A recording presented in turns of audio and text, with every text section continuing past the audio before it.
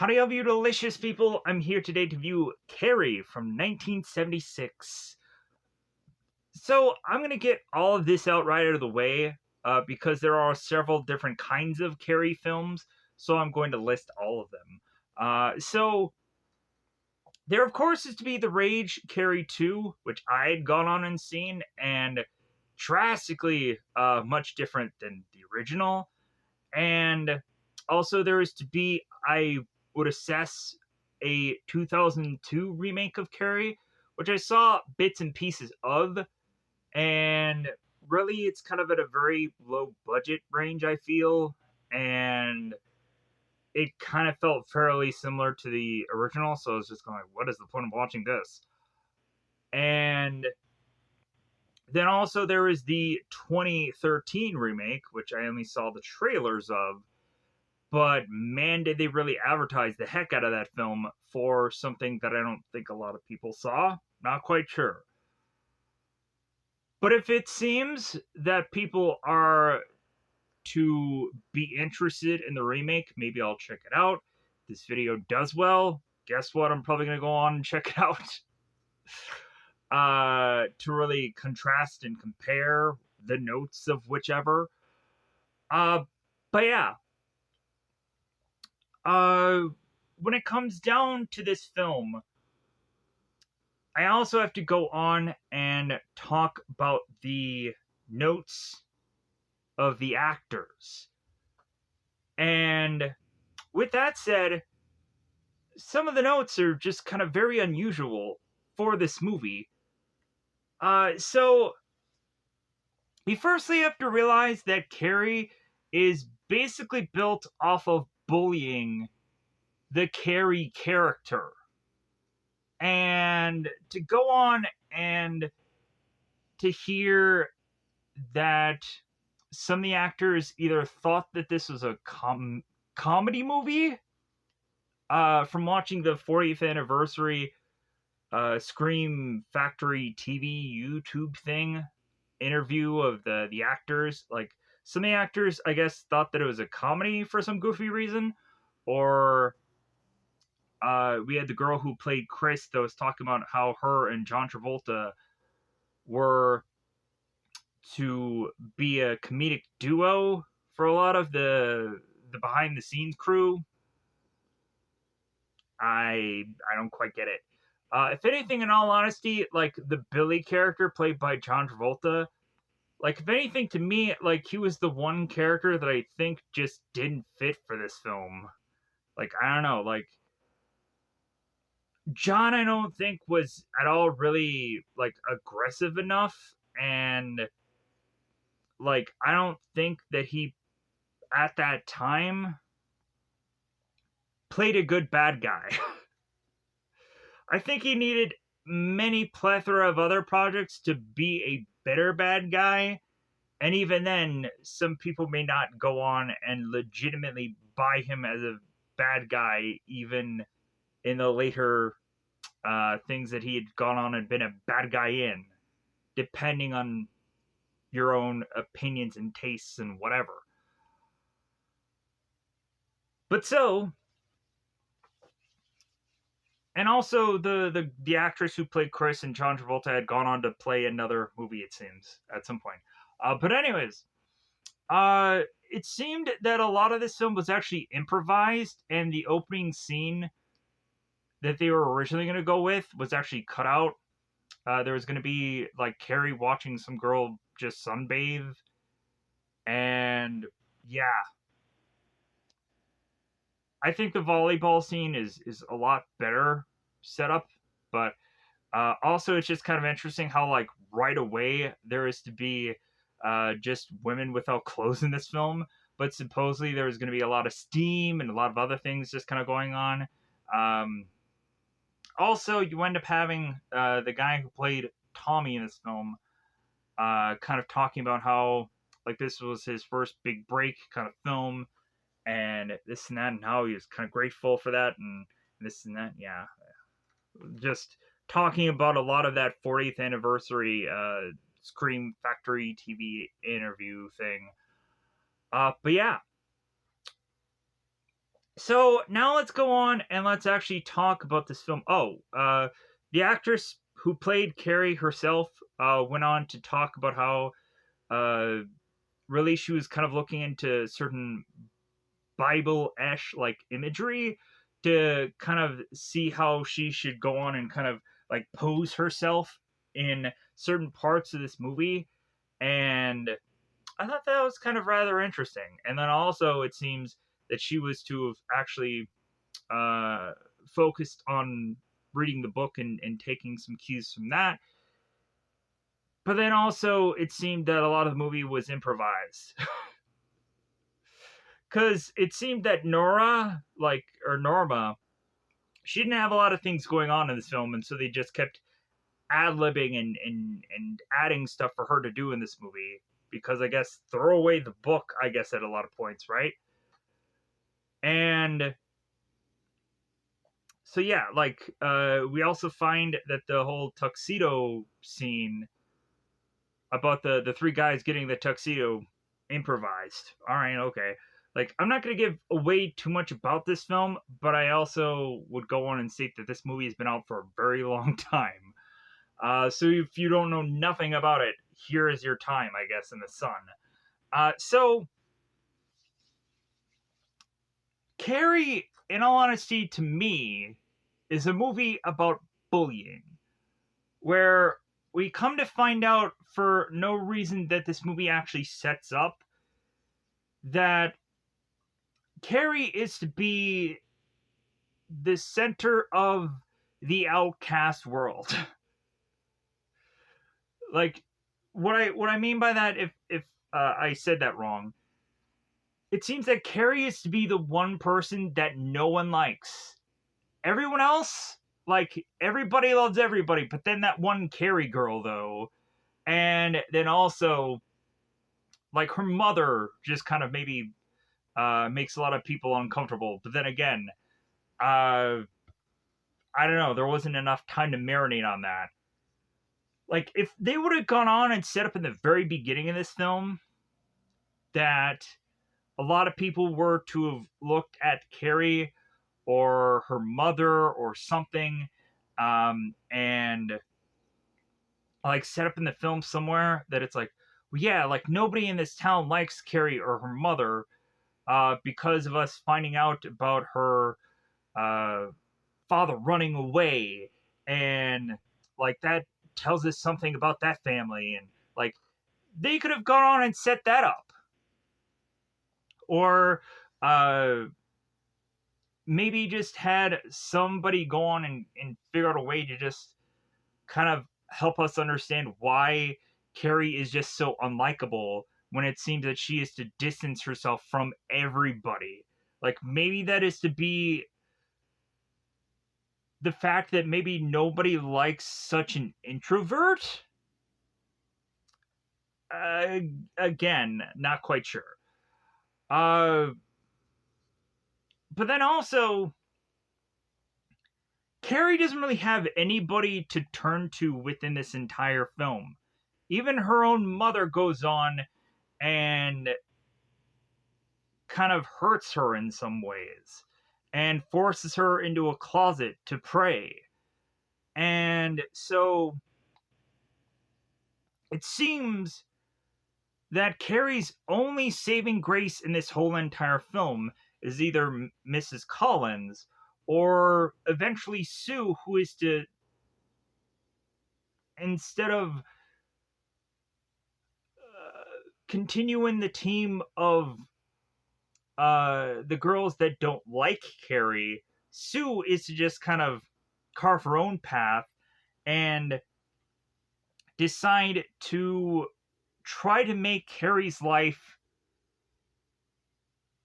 somehow a little bit better by going on and having Sue talk to Tommy. It's like, well, hey, like, I really want you to go on and I want you to take Carrie to prom, Tommy. Like, just kind of do it for me and do it for her because she needs it. And yeah, so all of it eventually, like, there is so much bad in this movie but then there's also some good intention parts. So like there's a kind of real struggle here.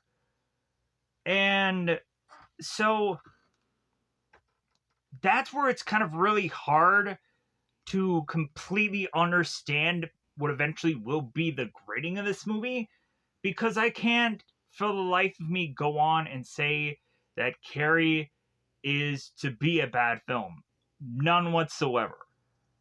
I also am to really like the fact that this is kind of in a way of a girl getting bullied by certain people, and by the tail end of this venture kind of getting revenge upon that, but then also like the way that it plays out, like it just feels like there are also some innocents that kind of get caught in the crossfire. But then again, also we can just write this off as Carrie is to want to go on and take the nuclear option. Carrie wants to go on and possibly have it be, and this is going to sound really dark, but here's where I'm going with this. It's going to sound really dark, and I apologize, but I feel that I need to state this. So, Carrie's nuclear option is to, one, completely expunge the whole having anybody in that environment see Carrie to have been a butt of a joke to anybody in an environment. And Carrie, in her own mind, was seeing every single person in that environment laugh at her, even though they actually were not going on and doing so, but in her mind, like things were just kind of playing. And like we could obviously have realized that Mrs. Collins wasn't actually going to be laughing at Carrie. That wasn't going to happen. But in her mind, she was for some reason.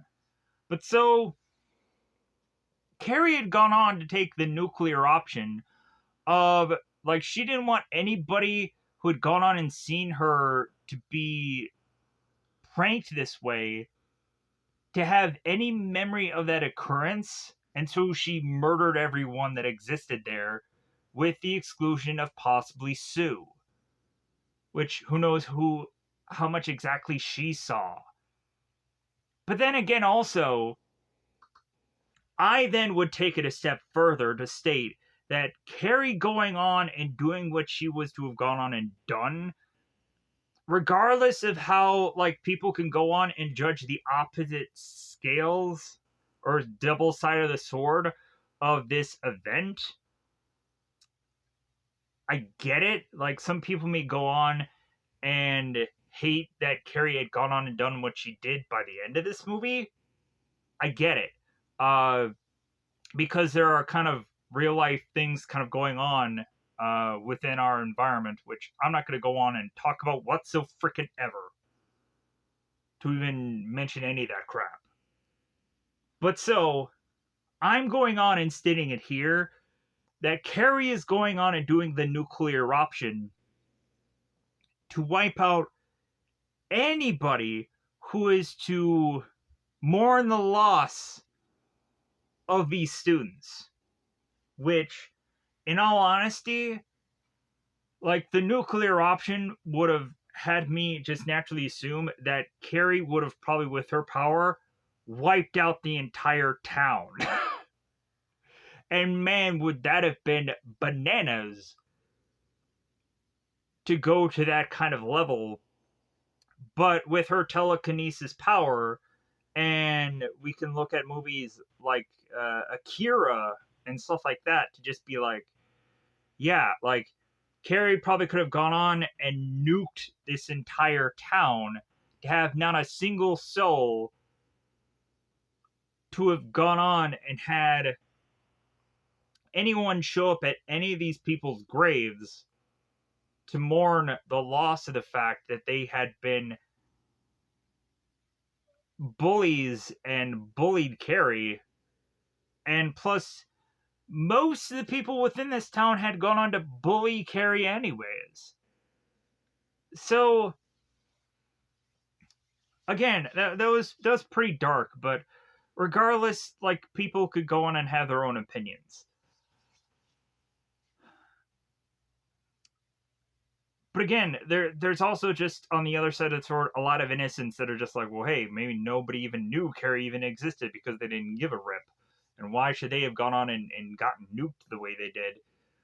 Uh, but anyways, like, with Carrie actually going on and playing things out the way it plays things out, like at the very tail end of this movie, like that also made me realize that, like, Carrie really should have gone on and had a nuclear option, a real nuke, whatever, to not just have any bit of scrap of whatever. Sadly enough, because kind of look at the very tail end of the movie where Sue goes uh, to the the last bit of that house and that sign that states what it states, and I'm just like, god damn, like, like even in death this girl can't rest without somebody like treating her like dirt, literally. But also metaphorically. So with that said, let me know in the comments below how you felt about this film, and I hope that you go on and you hopefully you're very just nice about this movie. But then again, like, your opinion is your opinion, but then again, come on. Show some restraint, people. But anyways, with that, because I tried as much as possible to also have my restraint, but then I went full on dark side.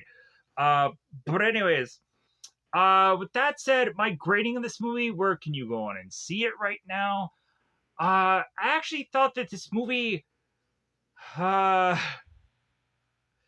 can't say that it's a bad film. Um, I feel that this movie is, it's very iconic. I have to go on and state that this movie is great, but I don't think has real rewatchability whatsoever. I think it's definitely a one-off film. Uh, how we go on and right off the bat have all of a sudden, like, Carrie just go on and just in that shower scene, and I'm just like, man, I am just so glued. I just cannot not watch her just like simply just be rubbing on down, and I'm just like, man, I cannot, like, I cannot just be like, ah. I cannot not. Um, but then also, like, there are to just be certain just kind of high schoolish movies that are to go on and just have very infamous, like, shower scenes in films, like kind of like Savage Streets, which is in kind of a lot of ways somewhat similar to this movie. But then again, um, this movie is to definitely stick out as a very iconic shower scene, obviously. But anyways, I would have to probably go on and need to also probably compare this movie to Firestarter, like the Drew Barrymore original Firestarter movie. Like, the remake of that film, I quickly, after reviewing it, had it completely wiped and sponged away from my mind because it really wasn't anywhere near as good as the original. Uh, Also, I would probably go on and uh, I would probably have to go on and probably compare this to a lot of other, like, telekinesis, moving objects with your minds movie. Uh, but that would just kind of be the easy route to want to compare it. I thought there would be something else that could pop into my brain that I can go on and say it is fairly similar to this film, but it has completely escaped me. Let me know in the comments below what you are to go on probably want to compare this movie to. Because I think there's probably going to be a lot of really good answers. Uh, Probably almost would be similar to the Valentine movie, but then again, that's kind of a killer slasher film. It has a dance at the very beginning of the film, where this movie has it in the end. But anyways, I could probably go on and just kind of compare to all of the character getting bullied films, but I don't want to do that either. Anyways, let's go on and let's just get into full-on spoilers. So this movie is to be available on Zelifonic, Zelivonic. You can see this movie as well as the other Carrie films if you want to go ahead and check them out.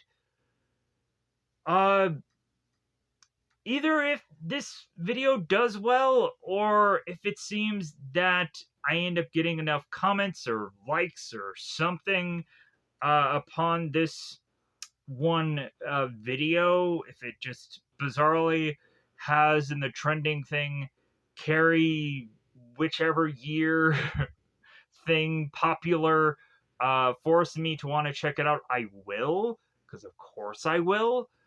But I think I've also gone on and in prior random other things gone on to put Carrie in the tags of whatever films and nothing came up. So more than likely this may be our last real time to have gone on and talked about this kind of film. I want to also apologize to my community for taking forever to get this one out after going on and stating that it seemed that a lot of people wanted to go on and have me see this. But also, there is to be a lot of times for me where I am to try to measure and figure out when to go on and do these things, and it doesn't pan out like I want it to.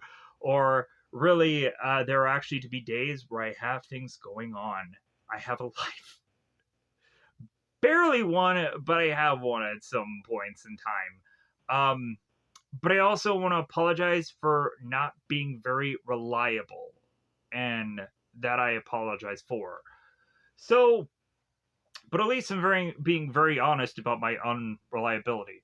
So, with that said, let's go on and let's get into the song and dance of things because it is spoiler time.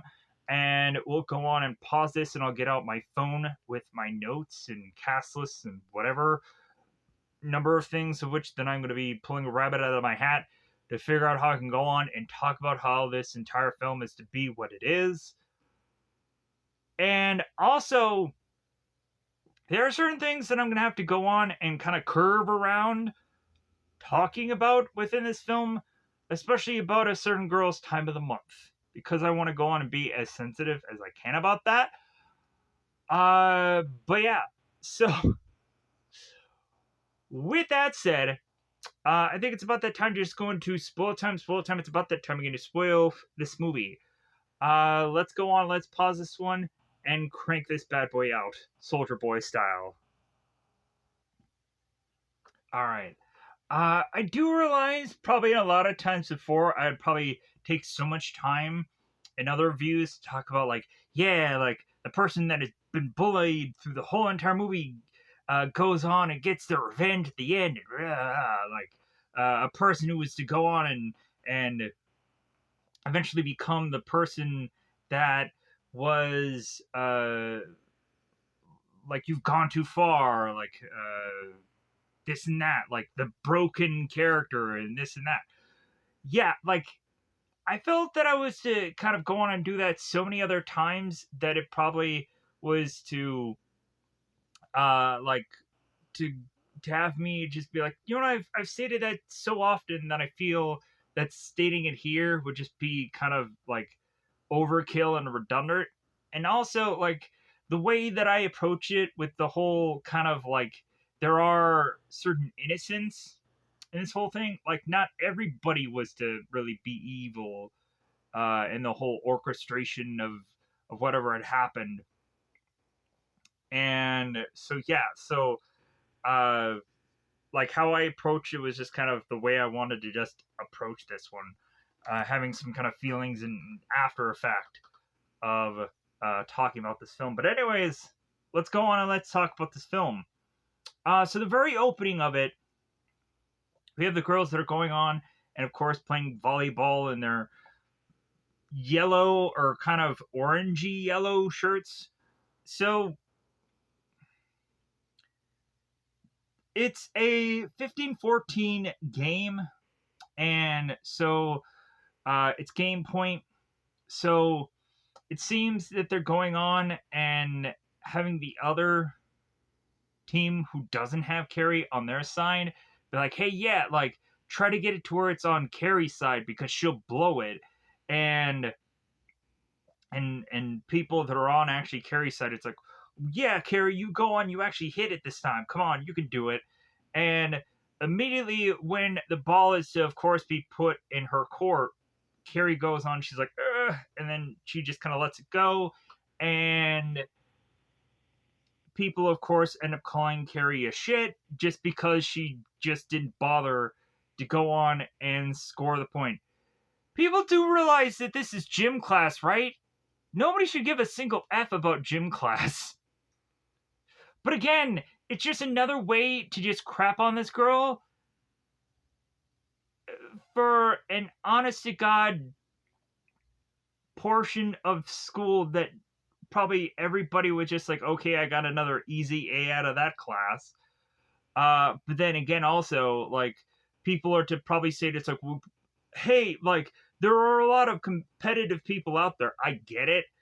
But really also, like, nobody's really keeping score of every win and loss that they've ever done in life. And it all starts with gym class in the X number grade.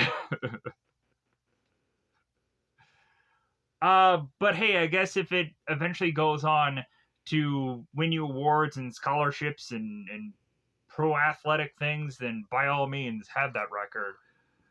But anyways, let's go on to the more important part, which of course is the shower scene. So let's get this locker room out of the way. Come on, let's get to the obvious, like, ooh ah kind of moments in the very early stages of this film. So if you, of course, do not know, there are several people just walking around in this locker room without the thing of clothes. So we have Chris who just kind of walks in the scene. She's like, oh, hey, yeah, I'm naked. It seems, interestingly enough, that the girl who played Nora didn't want to go on and be naked because she didn't want to, like, have her kind of parents kind of think of her as being this girl who kind of went naked for the movie. But then again, we turn around and see her in Halloween. Maybe she just had just kind of different thought processes and what she was doing there, and maybe she just wanted to make more money in that movie. I don't know. But then again, also, good for her to just be going on it and doing a plethora of different kind of films. Regardless of how she was to have a thought process of what she was doing. And it seems that she was good enough actress in this film, the girl who played Nora, to just consistently want to get involved in more and more things in this film than she actually originally was. She was supposed to just have this one liner and nothing else past that, but then they just kept wanting to use her in the movie. So we then cue up Carrie, and she is taking this soap and just rubbing herself up and down. And I am just like, all right, let's see them legs. Let's see everywhere else. And so then she ends up dropping the soap, and this definitely isn't a prison scene. And all of a sudden, we end up also seeing that there is something else dropping besides soap. And it is to be the thing that I always try as much as possible to joke around about, which is a thing called blood. But in this case, it's kind of very awkward to go on and make a joke like that with the connection of it. So we would have some blood coming down a very awkward point of film to have us realize that Carrie is having her time. And so Carrie, not knowing anything about her time, is to go on and just be freaking out to the point of her having the red stuff all up in her hand and is going on and grabbing people and just like, what's going on with me?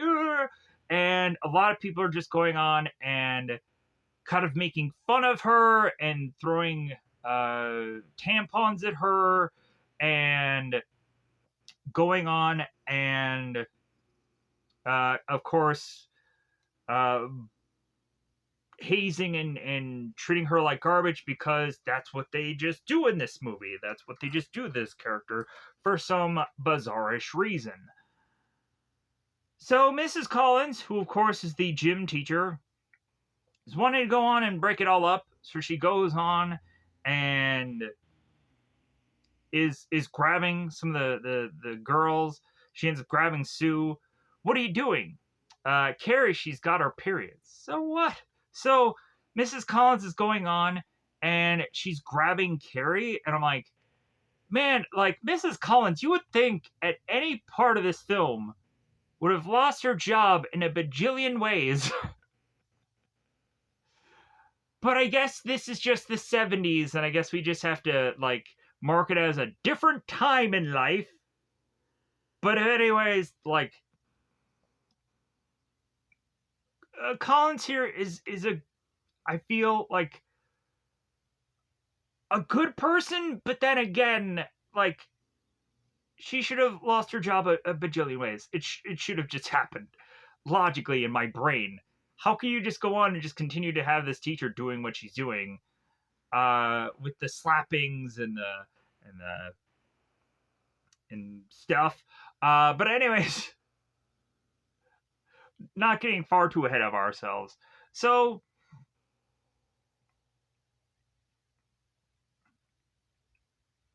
we have Collins that is grabbing Carrie, slaps her to try to like shake off the shock here. And then also for the fact that Collins realizes what Sue had stated to her. Collins, as well as probably a number of other people, may have not have seen it as a big deal, but to have Carrie have no idea what this whole thing is, like again, there's a whole kind of like double side of the sword kind of thing going on here. So of kind of playing the fence of like positive and negative here. So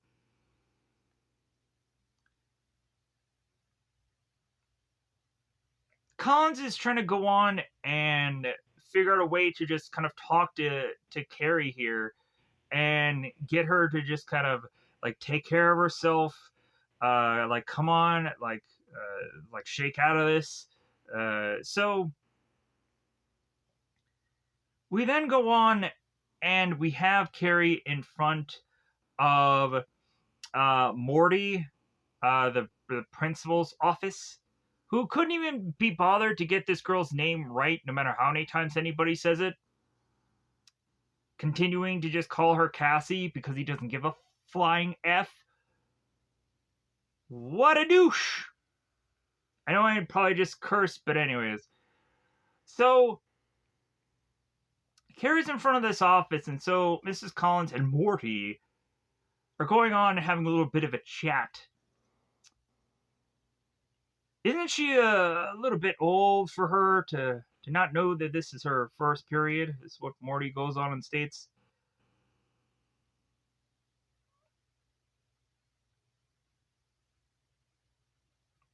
And Collins is going on and being like, well, hey, like, I never knew, like, there was such a thing of girls not exactly knowing.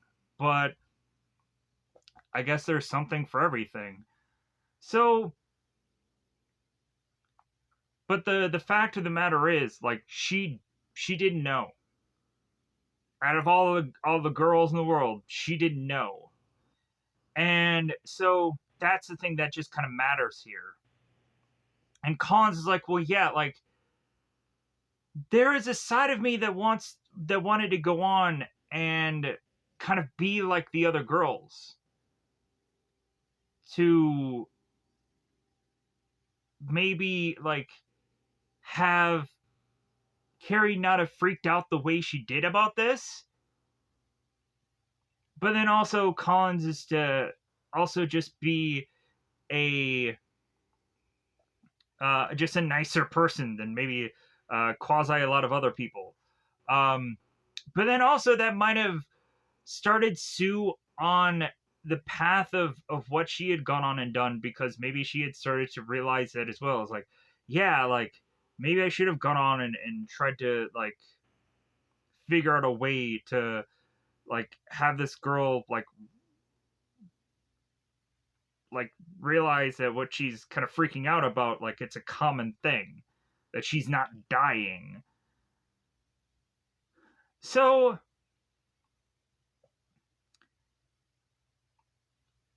we have Carrie, who ends up coming into the office. I was trying to say coming there. And so we have Morty, jerk, who goes on and consistently calling her Cassie, even when Carrie corrects Morty about the name of Carrie. It's Carrie. I'm sorry this has happened to you, Cassie. It's Carrie. And she flings the ashtray with her mind to fall into the ground. Collins is kind of like, ugh, all right, well, let me try and clean this up. But before that, we have Morty that's going on and telling Cassie, whoever that is, well, you know, we're going to go on and have you kind of leave for the rest of the day. We can call you a cab if you like. No, she'll walk home. Yeah, like I'm sure she just lives right nearby the school. Do you know?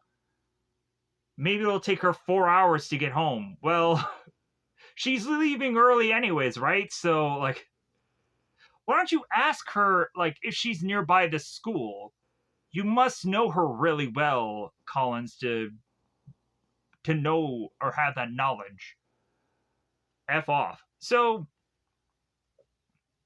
they go on and like, oh, hey, like, how about you go on and you just take the rest of the day off? You just like, hey, we're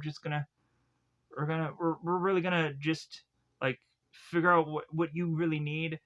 And also Collins is just like, well, yeah, you go on and like, instead of you going to gym class for like a good number of days, like a week or whatever, like you just go on to study hall instead. Just for right now. We're gonna let everything just kind of just simmer down, and hopefully everybody forgets about it, and nobody's gonna treat you like garbage, because they probably will, and have put on a door a whole thing that is to basically state for Carrie to eat or whatever. Because they will do that because they're immature. So Carrie leaves, and we go on and we have this kid who is just kind of winding and twisting into these trees. And I'm like, okay, how is this just going to turn horribly awry? And the kid ends up going on like, creepy Carrie, creepy Carrie. And so Carrie goes on and just mind ninjas him, falls over. It's like, ha ha. Yeah, suck it, kid on the bike. Suck it. So we would come to find that Sue's mother, uh, Mrs. Snell, is going on and meeting up with Mrs. White, who it seems to be this kind of door to door, maybe Jehovah's Witness, or person who is going on and trying to go and talk about the good book, trying to go on and speak its gospel. And so there's to be a relating between these two parents of like, oh yeah, I think you, I think your daughter Carrie is to be in some of the Sue classes, yes. And so Mrs. White goes on and she starts about spreading the gospel of God's salvation through Christ's blessing and the teenager's path of salvation through the cross of Jesus. And the children are wandering through the wilderness of sin these days, Mrs. Snell. Come on. So that further and further that it seems that Mrs. Snell doesn't want any like she's full on Bible books in her house this day. We then have Mrs. Snell that is going on and getting a call from Betty, and then Mrs. Snell kind of turns her tune a little bit. It's like, how'd I go on and how about I give you $5? No, $10. And then you just kind of just decide to just get the heck out of here. So Sue ends up going on and is to be like, oh, like, was that Carrie's mother? Like, no wonder that Carrie is probably the way she is. I don't know much about that girl, but maybe I should probably try and go on and probably figure out something about her. Even for whatever little bit that I do. So Carrie's mother is making her way back to the home, and we end up seeing, like, in the kind of quick little distance of whatever, we see that Carrie is just kind of opening the blinds and then shutting them. So Margaret White, to make her way into the home, and is to eventually get a phone telly. And so it's like, yes, all right. So Carrie is going on and kind of hearing in the distance upstairs, and is hearing what this phone call could possibly be entailing, and which really just sounds like nothing. And so Margaret goes on and be like, I know you're listening. Come on down. You're the next contestant on. You're going in the freaking closet. Because of just my weird beliefs upon things. I say weird, please. I say weird the fact that she puts her in a freaking closet. Not the whole religious thing. That's, hey, that's okay for any day of the week for anybody to go on and have some religion. I'm just talking about the whole closet thing. That was a little just like, what the... And then also the whole, like, aggressiveness of the way of which that legitimately Mother was to have been about. So Carrie then goes on and is to tell her mother, Mom, who is that who called? And also, like, why didn't you tell me, Mother, about my time, you know? So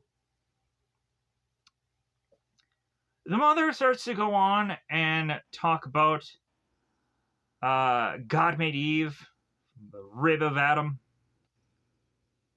The raven was called sin. And again, why didn't you tell me? First sin was intercourse. I didn't sin, yada, yada, yada. Eve was weak. Say it, woman. Eve was weak. Yeah. So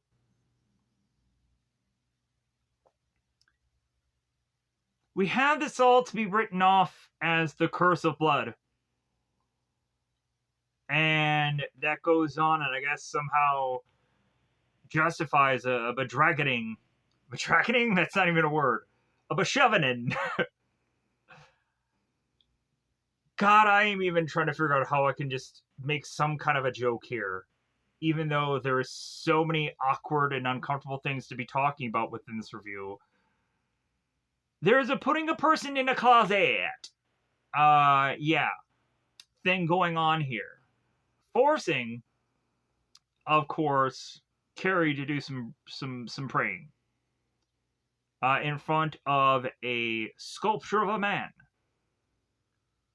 So Carrie makes her way out of the closet and is to thank her mother for that just time, I guess, to just have a timeout with her good old buddy JC. So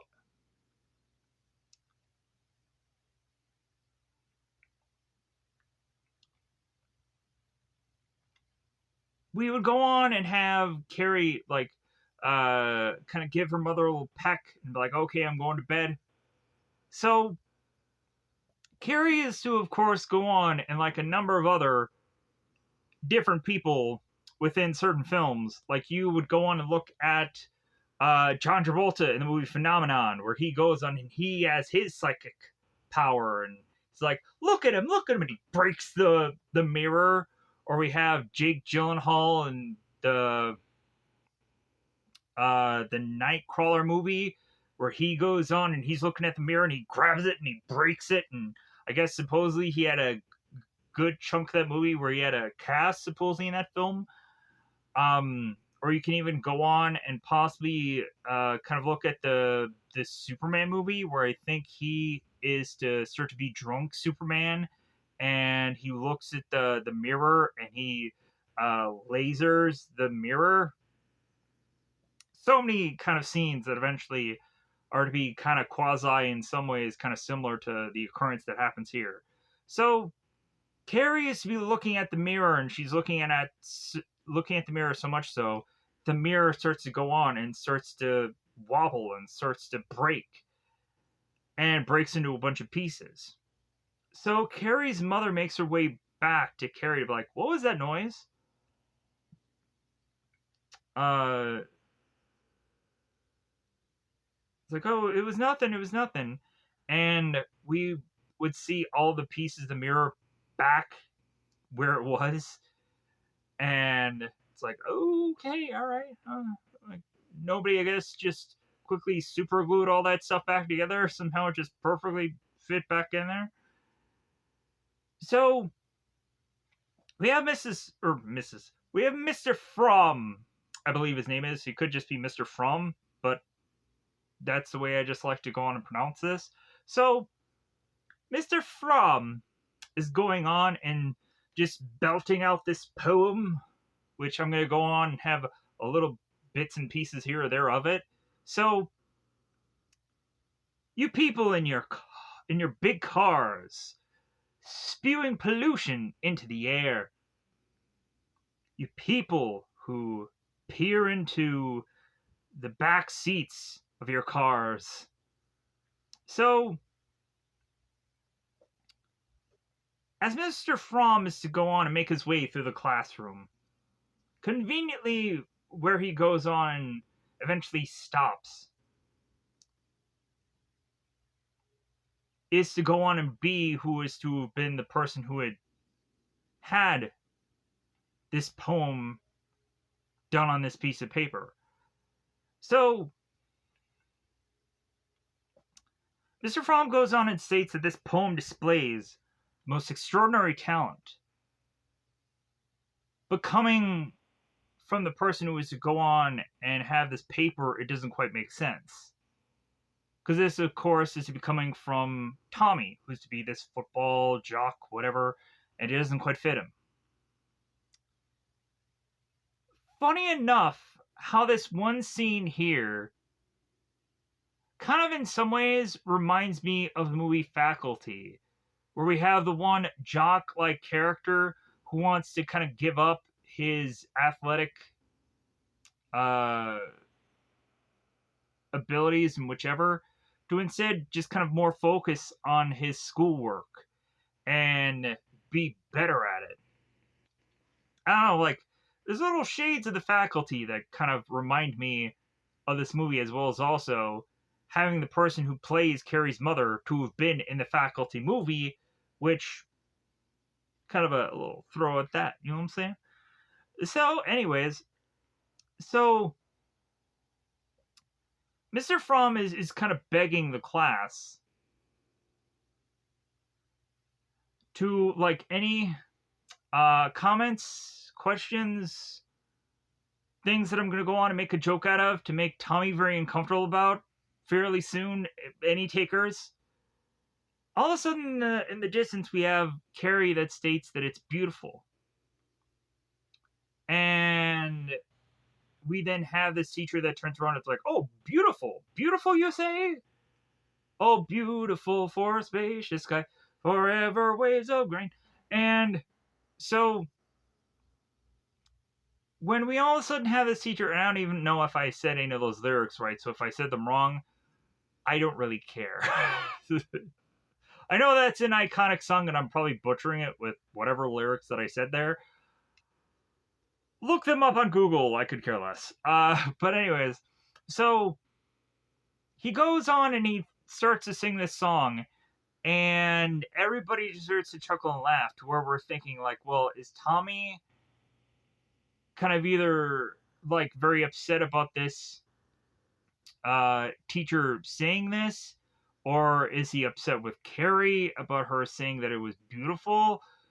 But ultimately, Tommy says, like, you suck. And the teacher is like, say what now? And then Tommy's like, oh, shucks. So uh, let's turn around and let's go back with Miss Collins. Honestly, Miss Collins is smoking hot. Let's say that. There's a lot of good looking girls in this movie. But also that Miss Collins, though. Yeah. I'm going to make this review as awkward as I possibly can, because I need to. Maybe everybody's to go on and just be like, that Tommy. And maybe I'm just to go on and just be like, this one person. And you're just like, what? That one? I don't know. I liked Carrie too. Anyways. So there's a whole wall and a door that has a bunch of stuff about Carrie and how she is to just eat some crapola. And so we have Collins is going on and doing a roll call. Blake, present. Other rude girls, present. Other mean girls, present. So we have Collins who's going on and telling all these girls, okay, now that you're all here, everybody line up. So, and she's very much like in a very military-ish like way of kind of getting these girls rounded up together. So, and Chris is going on and she's chewing gum, and Collins kind of like points her out as like, hey, get rid of gum. And Chris is like, well, what do you want me to do with it? Like, I don't care if you choke on it. Freaking get rid of the gum. So she takes this piece of paper. Anyways. So, Norma has a smirk. Figures out a way to just shut that up. Shut up that smirk. Come on. This is almost military. It's military time, I guess. So,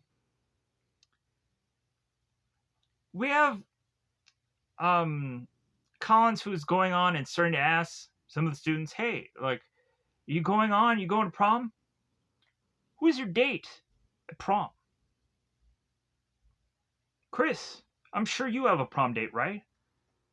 Who is the one that you just want to go with?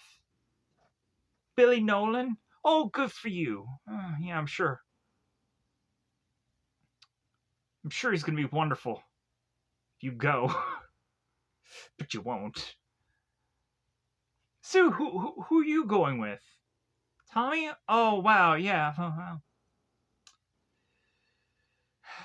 So, Collins goes on, and she's building this up here.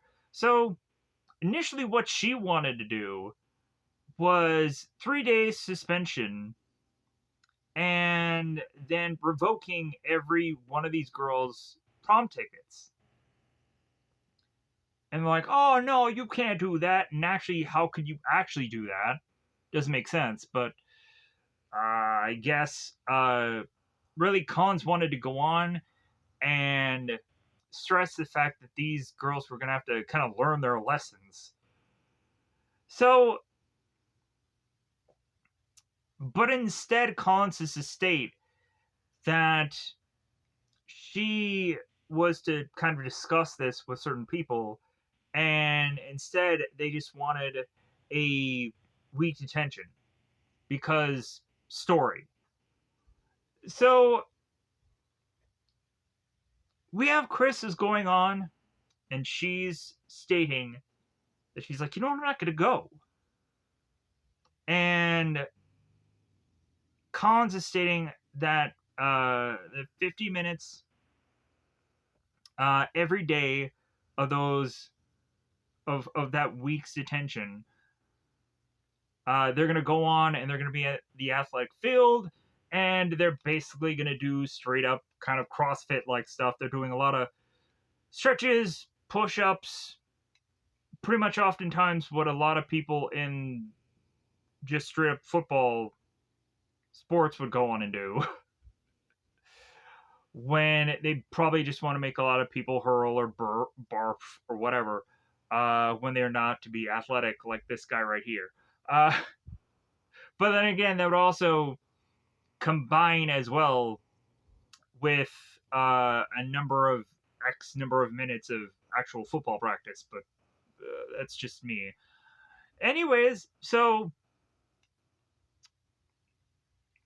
Chris is going on and she's saying like, well, I'm not going. And so then Collins is like, oh, you don't want to go? Oh, well, that's up to you, Chris. You can go on and not go to prom. And eventually still get 3 days suspension. Because if you want to not do one thing, you'll have to do the other. Sucks to be you. You won't go to prom. So Chris goes on and she's going along with it up until a certain point to where she just can't take it anymore. So simultaneously, I believe at the same time that the girls are going on and doing their 1 2 3 2 1 2 3 2 as if this is some kind of weird band practice. 11, 12. Come on, do the jumping jack so I can just kind of see some jiggle. Man, they're working overtime to figure out exercises to go on and just show something. And why, I don't know. But regardless, these are kind of very generic exercises anyways. But still, why did you have to film jumping jacks out of all things? Come on, movie. They're doing some squats. They're doing all these things. They're touching their toes. I guess a lot of these things were probably very generic exercises. But then again, if you really would have gone on and wanted them to feel the burn, you should have just had them just jog around for however long. Just jog around in just a lap. Like, do it maybe more than just a mile or something. Like, either that or just make them do a CrossFit video for 30 minutes. Maybe they'll just go on and regret all their life decisions. So, Carrie is going on and making her way into the library, and she's going into a section to try to figure out about, at first, it seems miracles, and then a miracle a day keeps the devil away, and then secret science behind miracles. The long, no, it just says the long. So the long secret science behind miracles. I don't know. It says Max Freedom on it. Is that even a name? So Carrie is looking into kinesis books to try to figure out to master her skill of future killing people. But hey, she's trying to figure out how she can go on and do the Patrick Swayze move the thing with her mind instead of not being able to do anything with her power, or maybe to have her power technically control her, because technically I think there's a lot of times where Carrie is going on and having things do stuff that she probably didn't want it to do, like the whole ashtray thing, or eventually like a number of other things that happen somewhere in this film. So we're having Collins. It's like 1 2 3 2, 1 2 3 2. Come on, gals. Put the thrust in it. Come on. So Chris is like, you know what? I'm not going to take it anymore. She can't make us do all this. I'm like, yeah, she should make you do a lot freaking worse. She should make you clean toilets or something. I don't know. Like, she should have made you do, like, some kind of community service. Because, really, you might have gone away with doing a crime. I don't know. But anyways, so Chris is going on and she's stepping up to Collins. She's like, you can't make us do this. And so Collins looks at Chris, slaps the crap out of her. And so Chris is like, oh my God, you shouldn't have done that to me. And so she turns to the girls and she's like, she can't get away with this if we all stick together. Norma, Helen, and they're all just like, dude, you're on your freaking own. I'm going to prom, you. And so I guess Chris starts to see who her real friends are. And Sue definitely is like, no. Like, I was out at She Can't Get Away. Because I think she can. And she will. So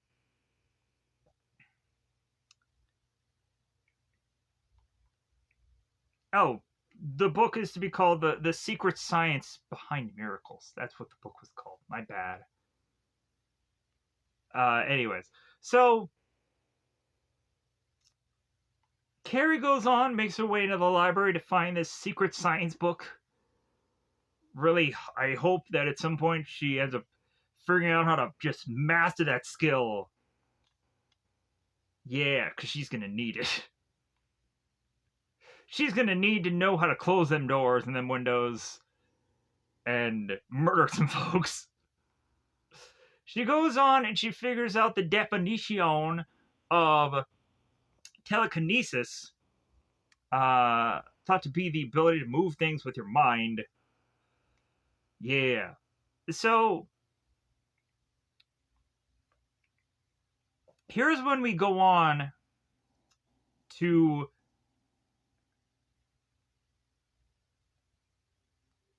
have Sue, who is to try to go on and do the right thing here. So Sue, of course, ends up going on and talking to Tommy, and is to say, like, hey, can you do something for me? And Tommy's like, what? And so Sue's like, can you take Carrie White to prom? Tommy's like, well, why? Like, cause you and me, like, I thought, like what's gonna happen if, like, you and I, like, what if we're made to be together? And you're wrecking all that, Sue. But more than likely, I'll probably die by the end of this film anyways, cause bucket head. But still, like, maybe there would have been something. There might have been some electricity there besides what eventually ends up on the stage of electricity that murders some folks. Maybe we could have something. But so we then transition to Billy and Chris, the dynamic comedic duo of this movie, it seems, bizarrely enough. Weirdly enough, we come to find out from the girl who played Chris herself that Collins, that had gone on and slapped her in this film, really let it fly. But then when Billy is to go on and do his own little bit of contact, it seems that he was to go on, like, not even really touch her. So, like, again, John Travolta, I don't feel really fit into this film, but he's there regardless. Let me know in the comments below if you like John Travolta in this film, or maybe you also would be like, man, he, like, they really could have really had somebody else. Maybe you could really understand where I'm going with here. I do like John Travolta, believe me, I do, but I just feel like he doesn't make sense in this role. So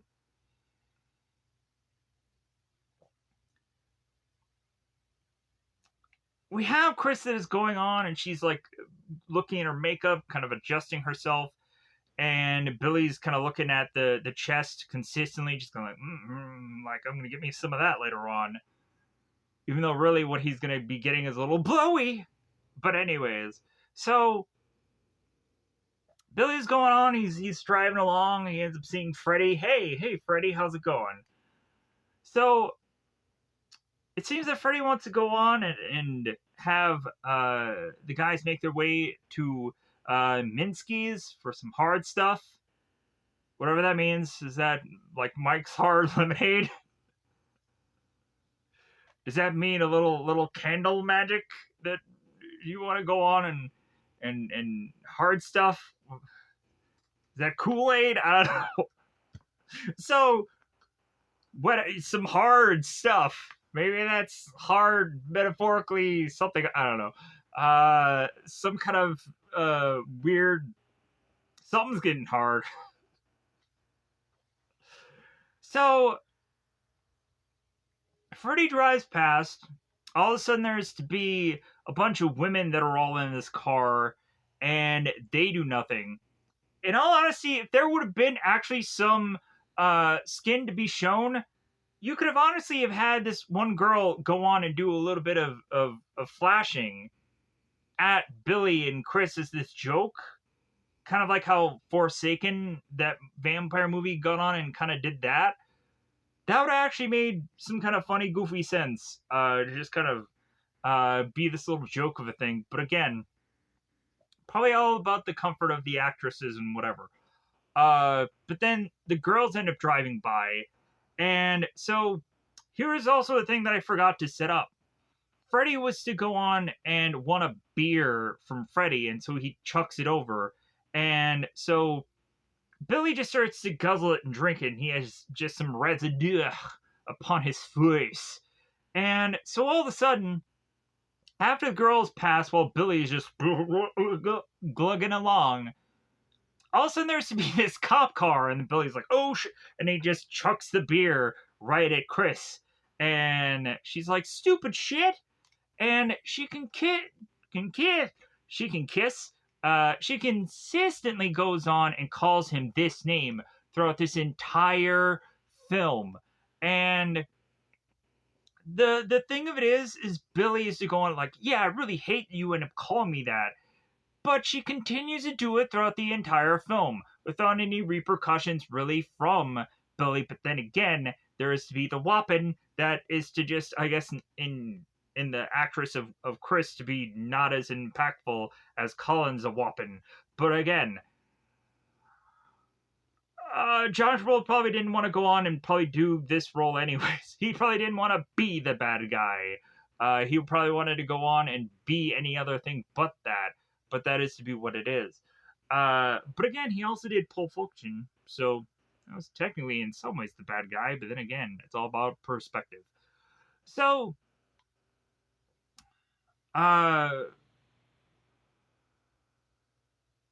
we have Billy that goes on and gets distracted by paying too much attention to his gal, that he is just kind of all over the road. And we have somebody who's like, oh, you jerk, blah, blah, blah, blah, like off in the distance. And so Billy gets back onto the road, and Chris is telling Billy, it's like, Like, what are you trying to do? You're trying to kill us? So we then go on transition to Sue and Tommy, and they're watching some kind of telly on the TV. Kind of curious what this show actually was, because I can go on and actually reference what it actually was. Let me know in the comments below if you are to know what the heck this TV was, or maybe somebody said it somewhere and I know what that is now, because I'm not that knowledgeable. But anyways, we have Tommy that turns to Sue and like, okay, I'll do it. But if anything, you need to just give me some lock, lip, and lovin' for just one scene. Just come on, Sue. Just make me think that we just have some kind of real relationship. But if anything, we have Tommy who's going to go on and later get some lock, lip, and lovin' with Carrie. So maybe it's just to make up for the fact that he didn't get any lock, lip, and lovin' with Sue. You know what I'm saying? So, speaking of lock, lip, and lovin', if I could say English somewhere in this review, it'd be great. So, Billy is just start to make it out of this car, and Chris is to go on and be like, oh wait, don't be in such a hurry. Like, let me go on and tell you about all my problems, and let me give you a blowy because of it. For you to hear me out with my mouth doing a little bit of slurpy slurpy. So,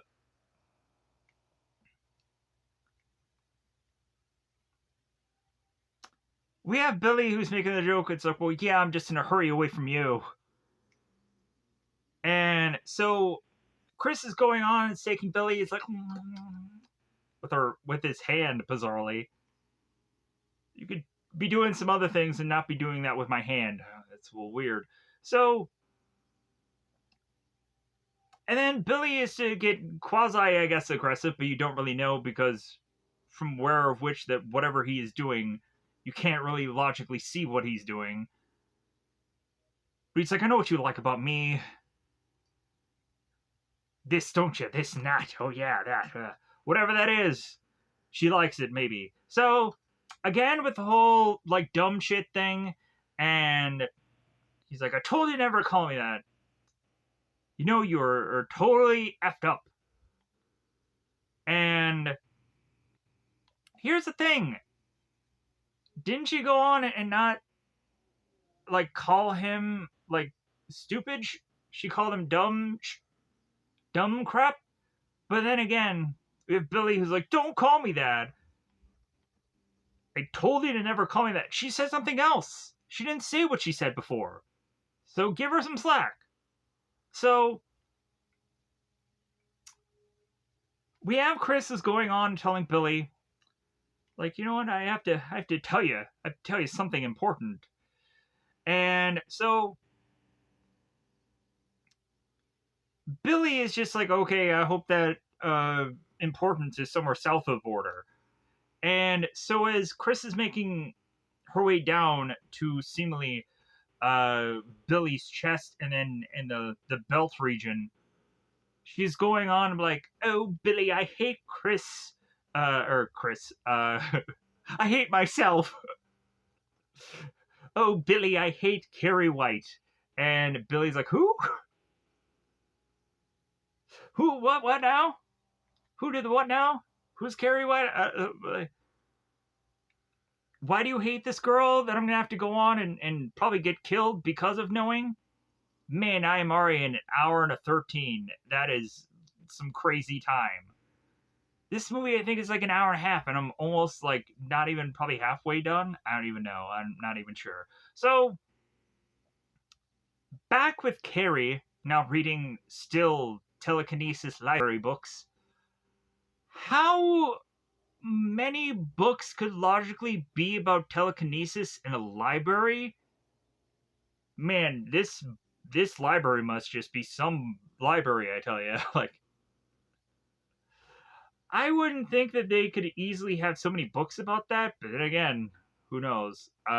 Especially for a high school, probably a library. But anyways, so Carrie's going on reading more sewing books, right? That's what she says she's reading, but she's reading about the. So Tommy makes her way to Carrie, like, oh hey, hi Carrie, what you reading? Books about sewing. Sewing, huh? This one says telekinesis on it. Well, hey, if you don't mind, do you have a date for the prom next Friday? Would you like to go with me, maybe? Like I am, the last American hero, right? I am the guy that ended up getting shot out of a cannon in a show, you know.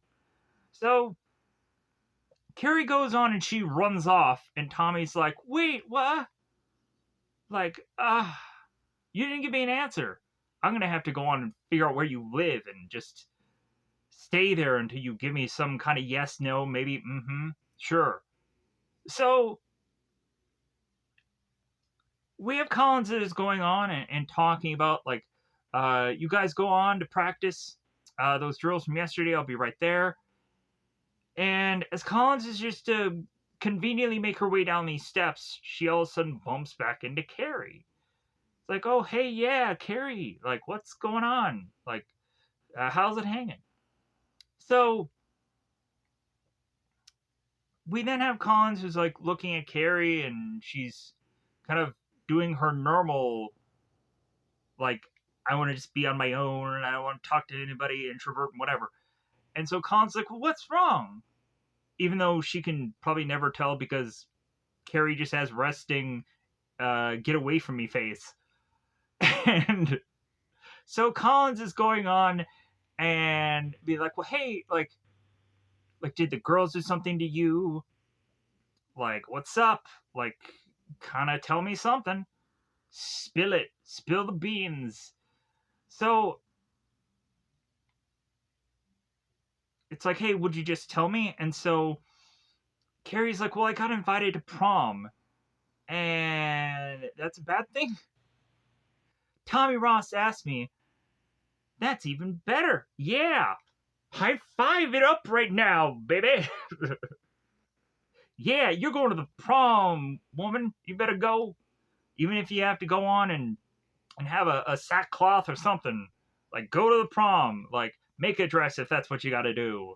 But frickin' yeah, you made it. You made it to the dating somebody and going to a prom. Good for you.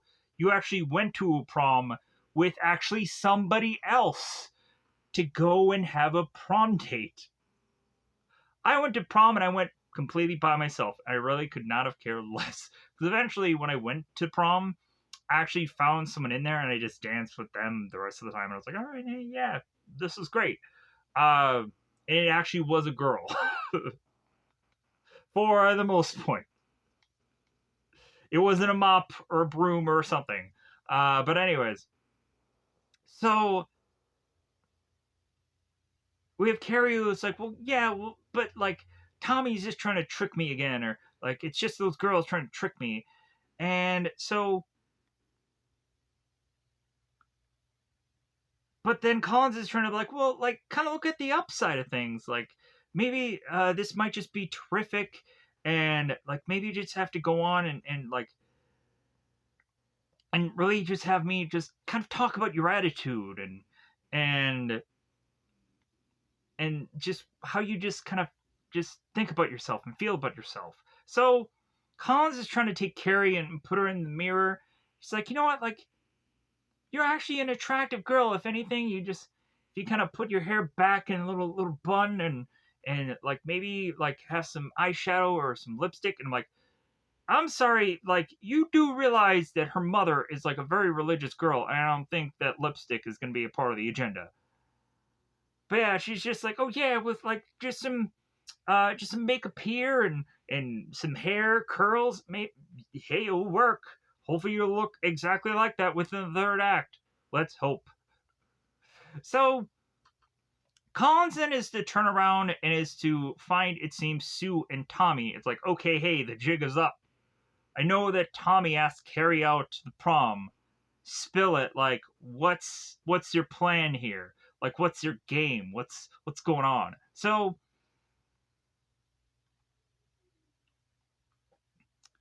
Collins is like, well, what do you know? What do you know, Sue? And why is Tommy asked her prom? And consistently they're not really giving any real answers besides like, well, like I thought it would be good for Carrie, like, and Tommy's just like, well, you were the one that asked, and Tommy's like, well, like, yeah, like, I thought I should ask her, so I did. Like, there's a lot of just like not saying exactly word for word that like, well, Sue put me up for it. No, no, like Tommy's like, well, like I just asked her, so I did. So yeah, like we don't come to find out at any point in this film that Tommy was going to get something from Sue from doing this whole arrangement. Like it doesn't seem like they had a bet going or nothing. So logically, we're just thinking that two people are just actually being nice for once. Wow, what a change. So if anything, Sue is just like, no, we really want her to go on and we want her to join in with a few things and commingle with some people and and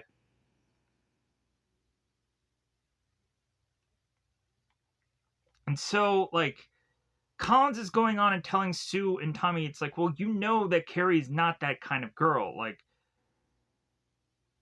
and and Carrie like, so uh but they're like, well, hey, like maybe not, but like who cares? Like we need her to just kind of stop being like just so introverted. She's the only one in this film that seemed to be so introverted, probably besides her own mother. So Nora ends up going on and she's giving the attendance schedule sheet thing, paper, whatever that's called, to Mrs. Collins. And so Collins also turns to Sue and just be like, well, hey, like, you do realize that if Tommy goes with Carrie, you're not going to have a date to the prom, so you're not even going to go? Because bizarrely, I guess there's some rule if you don't go with a date to the prom, you don't go?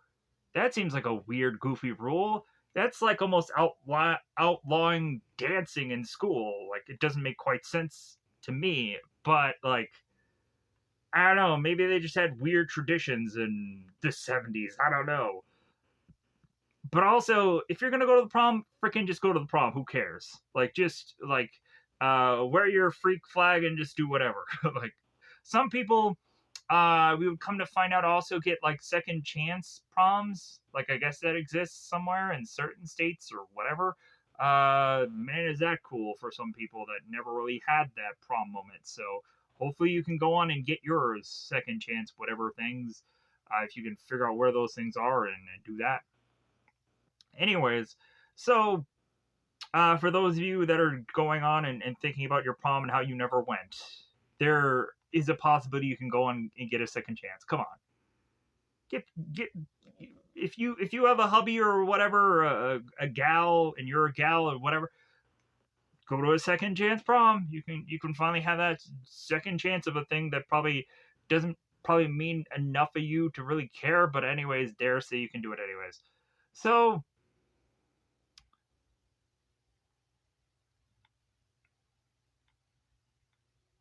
Collins is going on and just like really wanting to grill these two, and it's like, well, hey, how about we go to Mr. Morton's office to just really try and square this away? And it really comes down to like Sue is just like, well, hey, you can't order someone to take someone to the prom. Like it just doesn't work that way. Like if anything, Tommy is just kind of doing this out of the kindness of his heart. So bless him for just deciding to just go along with this. So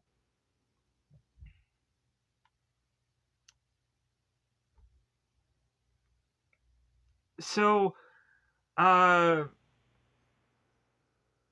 Collins is also just kind of thinking that in some way that this is going to turn around and possibly hurt Carrie.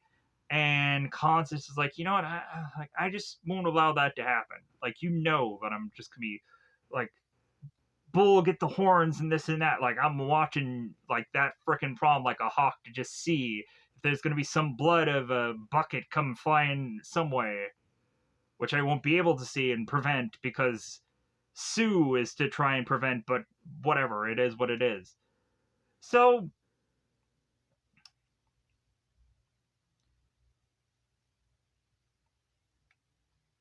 but if anyways, Sue confirms that they're not trying to hurt her and we're just trying to help. So it's like, that just goes nowhere. So Tommy makes his way to Carrie's home and is to have like some piece of paper of where her house is. Tommy makes his way to Carrie's home. Hi, Carrie. Hi. Uh, and so, like, Tommy's getting louder and louder, and Carrie's like, well, hey, my mother's resting. So, uh, so Carrie's like, well, hey, why are you here? And Tommy's like, well, yeah, about the prom again. Like, and Carrie's like, well, I've already told you. And Tommy's like, well, I'm not leaving here until you say yes. And Carrie's like, well, like, why are you pushing this so much? Like, why do you want me to go to the prom with you?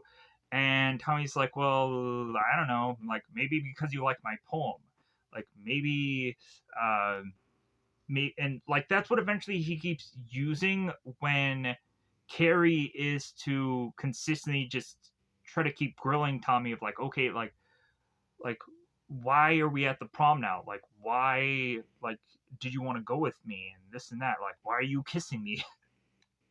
Because eventually that'll happen later. So Tommy's like, well, I'm not leaving until I get a yes. So Carrie gives him a yes or maybe, and so Tommy's like, okay, I'll pick you up at 8. Slam facing the door. So he's like, well, I guess we're going. So Billy and the Freddy gang are making their way through this farm to find a little piglet. Sadly, that's gonna go on and rest in peace. So at least they won't know whatever happened to Carrie in the massacre.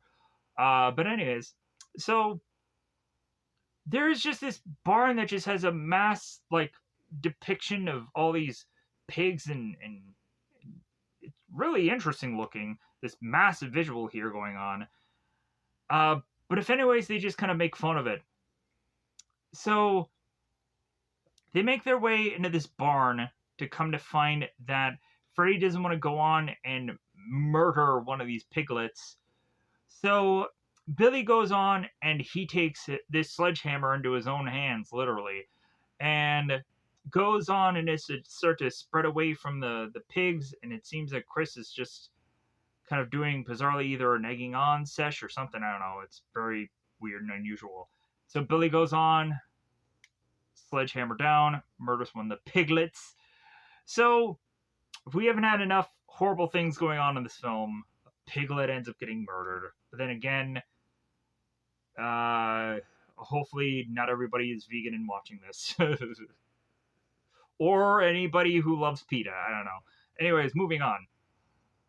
And I'm not talking about PETA Griffin. Anyways, so that was a joke. I know what PETA is, barely. Anyways, so we have Carrie's mother who's going on like, hey, Carrie, you haven't touched your apple cake. It's like, well, it gives me pimples, Mom. Well, these pimples can go on and be the Lord's way of getting you not to get into the bedroom. So we have Carrie that goes on and tells her mother Margaret that she's been invited to the prom. And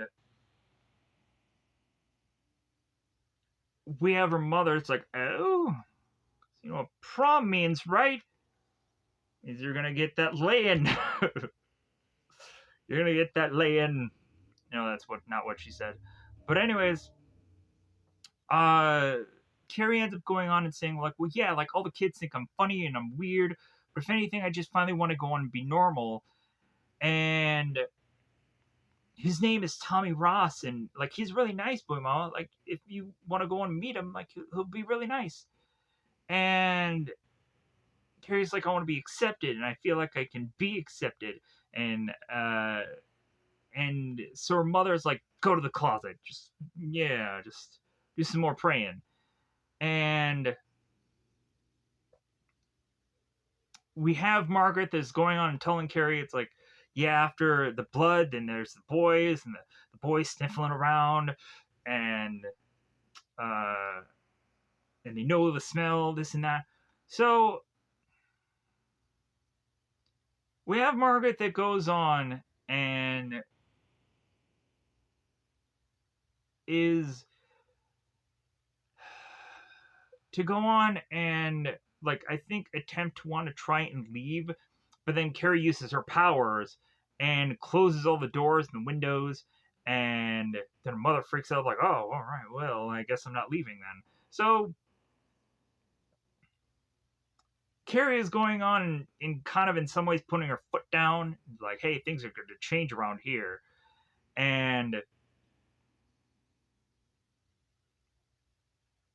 her mother is just like, well, yeah, you have powers, you have Satan's powers. And she's like, well, no, it's nothing to do with that. It's just me, mama.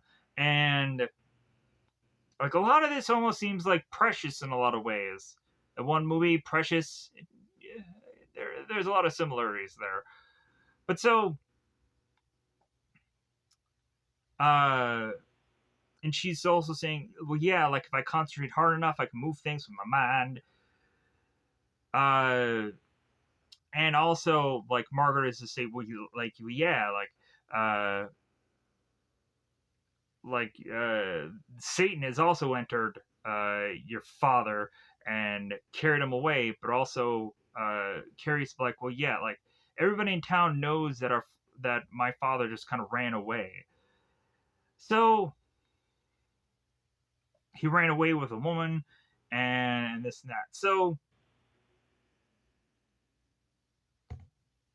her mother is going on and stating that she can't go on and use these powers, this and that, because it must have some connection with supernatural force beyond her knowledge and means and whatever.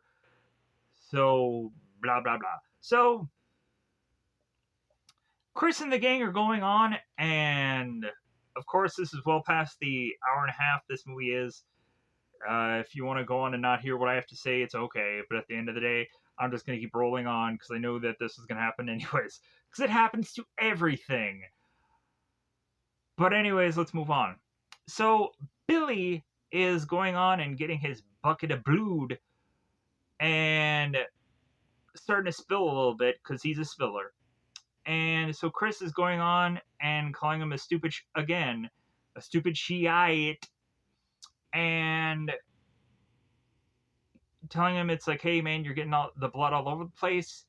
And so Billy's like, hey, like I don't like you calling me that, and also like if you keep calling me that, you're not going to go on and pull the lever to uh to dump all this blood on this girl later on. And like he knows that that's what she wants to do, and Chris is like, well, yeah, I'm definitely going to be the one to pull that rope. So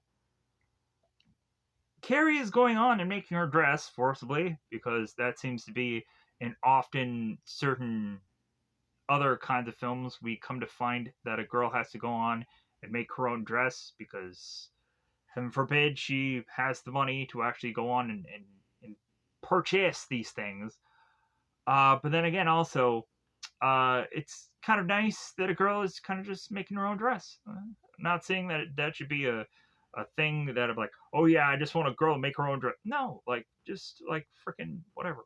Anyways, it's nice. It's a nice part of the movie. So, anyways, so Carrie's mother is off to the side, just kind of mummering away, just maybe speaking Latin. Maybe she's gonna just have some powers of her own. So transition, we have Freddy, who is going on and talking to a guy named Ernest, who I believe is the the class president guy, the guy that kind of orchestrates a bunch of stuff. So Freddy is going on and he's like, well, hey man, like I want to be like a part of the prom stuff. Like I want to be part of the like part of what's going on with that. And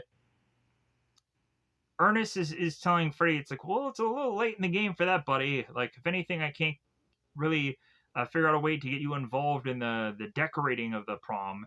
And Freddie's like, well, no, I don't want anything to do with that. I just want something to do with the ballots. And Ernest is like, well, okay, like maybe I can go on and have you involved in that, but you have to be here by 6:30. And Freddie's like, no, no, no, no, like, how about 8 o'clock? And so Ernest is like, well, I guess that just, yeah, sure, fine. So Norma is going on and talking to Helen, and it's like, well, hey, spilling the gossip about, like, well, hey, yeah, like, did you hear that Tommy Ross uh, is taking Carrie to prom? And Helen is like, well, like, how is that possible? Like, isn't he going with Sue? Uh, like, hasn't he asked her? And like, also, like, what is Carrie gonna be dressed in? Like a sackcloth? Like, how is she gonna be able to go to the prom logically? So now with them going on and decorating the prom, we then have one girl who ends up asking Sue. It's like, well, wait a minute, like, kind of heard through the grapevine, Sue, that you're not going to the prom. Like, I thought you were going with Tommy. What's going on there? So, because like this is a whole gossip around the whole school. So we also have some goss that Chris is going to go on and tell Norma what she's going to have to get involved with later on, as this whole scene is supposedly to be improvised. So, and this whole scene was also to be done in one take because it seemed that the director was just kind of pushing that. So Norma is trying to push Chris to, like, well, hey, tell me the secret. Tell me what's going on. Like, tell me what I need to do later. Because Chris is going to tie Norma into the whole ballot things. And that is kind of a key point to adjust the whole ballots to have both Tommy and Carrie win. Spoiler for what happens in the later thing. I think it's kind of obvious to any number of people, but maybe not obvious enough. So Carrie is going on and actually going to a place that has makeup. She's going on and figuring out what kind of shade of lipstick that she wants to go on and put upon her face. And Tommy's going on and actually getting his tux because it seemed that there wasn't a guarantee up until now for him to even go to the prom, even though legitimately he should have figured out that he should have gotten this tuxedo earlier because he was going with Sue. But I guess everybody used to just be last minute purchasers of things. So, and plus also maybe tuxes are really expensive, who knows. Maybe hence the reason why of buying them last minute. So we're going on and we're having three guys bicker about tuxedos. And it seems the one guy who I believe is named Beak doesn't want to go on and have a suit with actual ruffles. And so they're trying to figure out what he can go on and wear, hence the thumbnail, technically. I don't know if it's going to eventually change. It probably will. But eventually we have this guy who wears a tuxedo shirt, and I think that is kind of rather funny. So they go on and they figure this out. There's also this just kind of weird speed up thing that happens in the scene, but like even in the 40th anniversary thing, they had gone on and talked about that. So I want to talk about every bit of that. Like, if anything, you can go on and check out that thing. If anything, like, it doesn't really seem all that important. It's just an editing choice because they really didn't want to go on and have something get cut because of how that scene in the editor's mind wasn't going that well anyways. So, and plus that whole scene was improvised regardless. So we have Carrie. She's going on and putting makeup upon her face by her broken mirror. And so Margaret goes on and is looking at Carrie. It's like, red. I might have known it was red. What red is she wearing? Maybe she's wearing red lipstick, not quite sure. But she says that I think maybe she says like the dress is red, but then Carrie's like, no, the dress is pink, Mama. So Carrie then also is to show Margaret the corsage, the flower thing, and so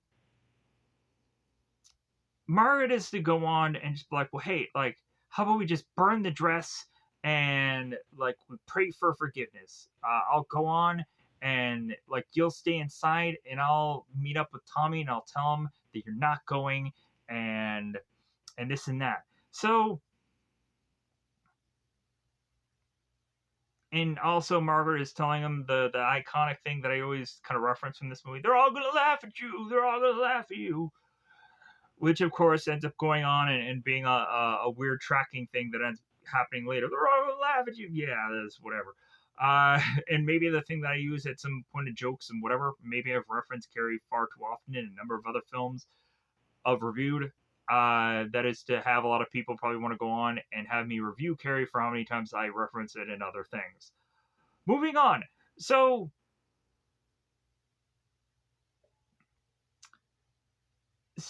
Carrie goes on and uses her psyche powers to push her mother into the bed, and so Carrie is going on and telling her mother like, well, hey, yeah, like I'm gonna leave early, like trust me and this and that, and she leaves. So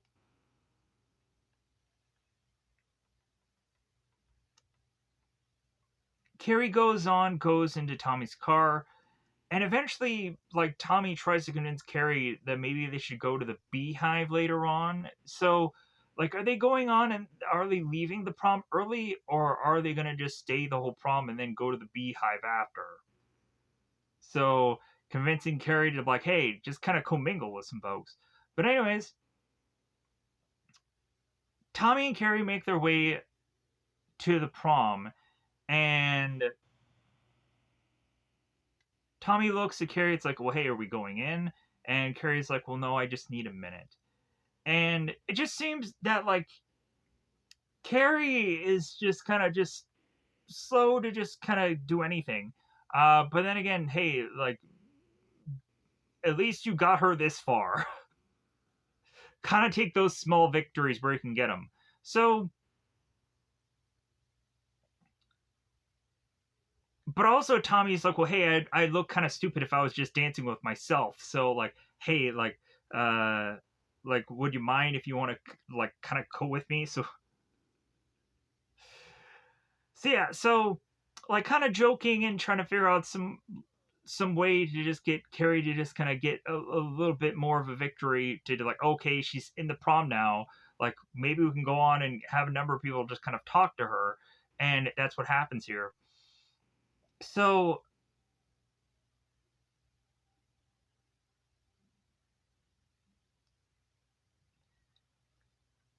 it starts to get to where like some of the girls and some of the guys are being very nice to Carrie, and one of the girls kind of takes Carrie aside and just be like, well, hey, uh, like don't bother with some of those guys. They're self-destructing. I'll dance with you if they won't, and this and that. Like, all right, okay, cool, this is great. So, uh, they go on. People are dancing. Good times are had. Carrie and Tom are at the table. So Sue is now like at the dinner table with her family, and she ends up asking what the time it is, or what the time it is, what time of night it is, and her mother ends up saying, "Well, it's 8 o'clock." So Sue is like, "Okay, I gotta leave. Goodbye." And no questions are to be asked by her folks, like, "Hey, wait a minute, what's going on?" Like it seems that she might have had a plan of some kind, but anyways, it is what it is. So Sue leaves, going, of course, to the prom. So Tommy asks Carrie, hey, would you like to dance? And so it's like, oh, yeah, just a minute here. So we have Miss Collins, who's to see both Tommy and Carrie, and they're at the table. And it's like, oh my God, like, you made it. Oh my God, you got this far. All right. So Collins is to like tell Tommy, it's like, well, hey, can I kind of just sit next to you for a little bit here and just kind of reminisce with Carrie about my prom? So Collins goes on and she's talking about, yeah, I remember my prom. I had a date with the captain of the basketball team. He was 6'7" tall. She had to go on and she had to buy these specific pair of 3-inch spiked heels, and so that way she could not have her kiss with him be so awkward by the end of the night. But the problem is that the guy's car had some problems, and so they had to go on and they had to hoof it all the way to the dance. And by the time that she got to the dance, her feet were just filled with brim with blisters, and she couldn't go on and actually dance. So, like, at least that they just kind of made it there, and like they just kind of made the best of it. So, and it was a half a mile to the prom, it seems. So, uh,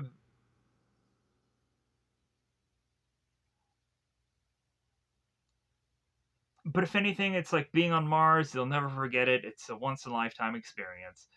So Tommy ends up going on and is looking at Collins. It's like, well, hey, you're not trying to steal my gal, are you?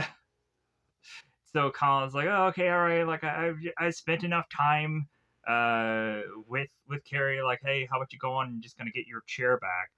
And so Tommy is looking at Carrie. It's like, well, hey, a if I catch a guy looking at you that way or this and that, I don't know what I do. Hey, like a girl could have just stole Carrie just as much as a guy could have. But anyways, so uh, here's where we have Tommy who's going on and asking Carrie about going to the Lewisons after the prom because Carrie is to state that she wants to go on and leave the prom early. So Tommy's going on and trying to buttering up to Carrie, like, well, hey, like afterwards, like Lewingston's, like, do you want to go on and you want to be there? You want to meet with people, just kind of mingle and this and that, and Carrie's like, yeah, I think we will. And so they transitioned into dancing, and so the more and more that Tommy is like, okay, let's go out, let's dance. Carrie's like, I can't, I don't know how to. Tommy's like, come on, let's go. Like, if anything, like if you trip all over his feet, like if anything, both of you will trip over your feet. Like, hey, you went out there, you did a thing. It's great. So he starts to like tell her, okay, put your hand on my shoulder, put this there. So they start going on and they start spitting, and I'm like, ugh, like starting to get a little sick with all the spitting that they're doing, and I'm kind of wondering what they did with the actresses and actors and whatever at this moment, because I'm just like, god dang, they're going so many spitting. I'm like, and they're talking about how much fun they're having, and they're kissing and they're this and that, and we're just like, man, like, Ralph, I didn't know you were there, Ralph. So, um, we have Carrie that goes on and is asking Tommy, it's like, well, why am I here with you? And again, here's where we have Tommy that's like, well, because of the poem, because of this, because of blah, blah, blah. Like trying to curve whatever, like to just like stop Carrie from consistently trying to ask this question of like, I don't know, like because I like you, this and that. They kiss, they whatever. So uh uh so I think here's where Chris and Billy make their way uh into going to the prom to make sure that they pull the rope and pull everything off like they have to evilly orchestrate. So Ernest is going on and telling everybody like, okay, like it's time to cast your votes for the king and queen. So they're looking at the ballots, and all of a sudden Carrie turns to Tommy. It's like, hey, like I didn't realize that you and me were on this ballot, and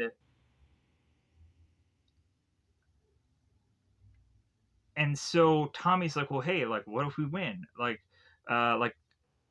or Carrie asks like, well, what if we win? And Tommy ends up saying like, well, all you got to do um, is have a school dance and this and that, whatever. So,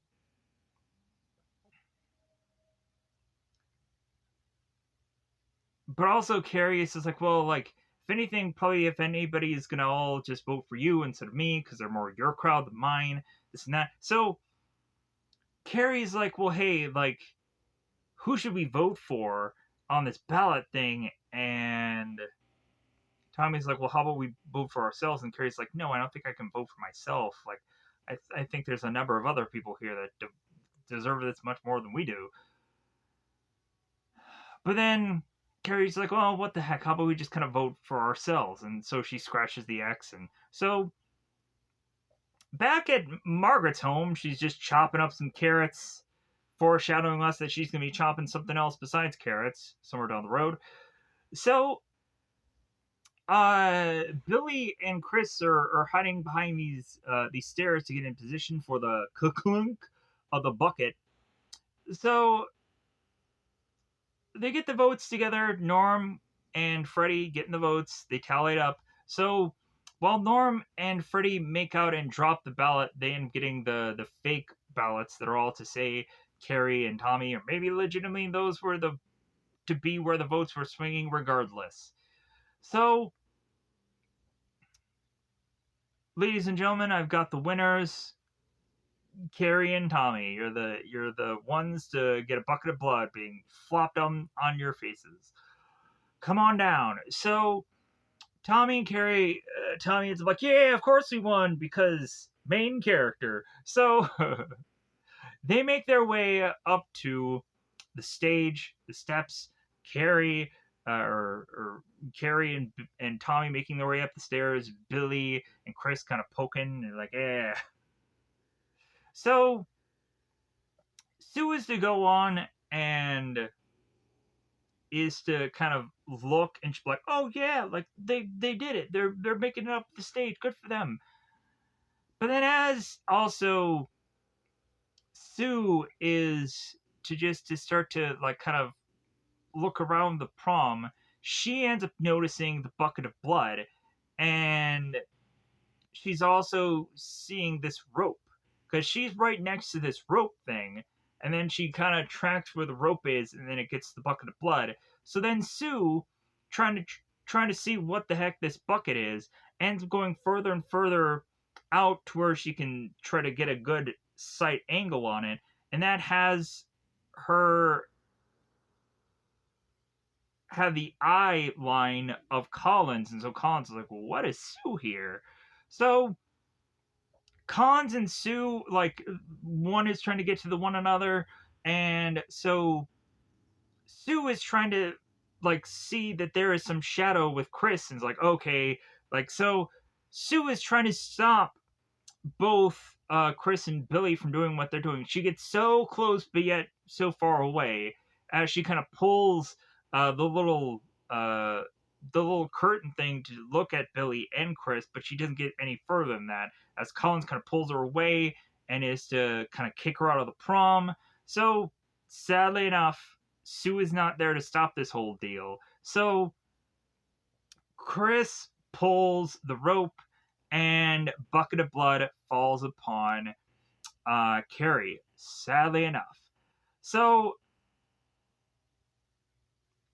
we have Tommy, who is just outraged by what had all happened, but he's going to get a bucket for his troubles and then eventually just die in this horrific scene, anyways.